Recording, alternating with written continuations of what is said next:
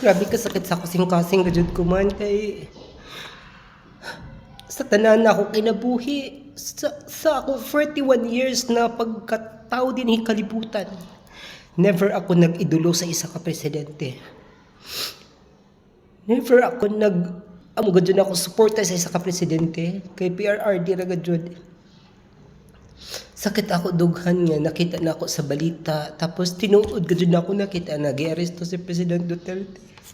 Sakit gud pamalandungon kay dili masabtan ni tanan kun uno ako dyan pagsuporta kay President Duterte. Di ka mo kasabot ilabi na sa mga against kay President Duterte.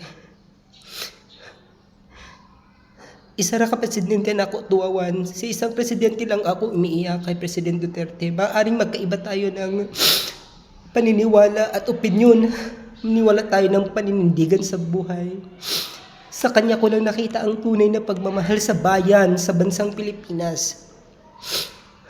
Bakit? Lantaran ang patayan, lantaran ang korupsyon sa bansang ito. Bakit sa kanya lang? Bakit siya lang ang sisisihin? Bakit sa kanya lang lahat isisi? Sige nga, paki-explain. Anong pagkakaiba ng drug on war sa literal na gera ng bawat bansa?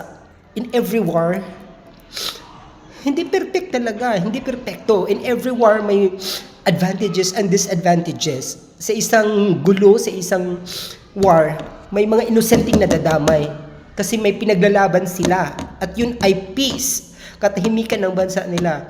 Kung ano man yung pinaglalaban ni President Duterte noon sa drug on war, dahil yun ayaw na ng maraming addict, ayaw niya ng masira ang future ng mga kabataan, ayaw niya na pagdating ng araw yung mga kabataan natin ay puro na mga addict. Darating ang araw, panawagan ko sa inyo, maaring hindi kayo saludo sa aking opinion. Sa lahat ng mga supporters ni President Duterte, please encourage your family na magkaisa tayo. Dapat this coming 2025 senatorial election, vote straight, PDP laban.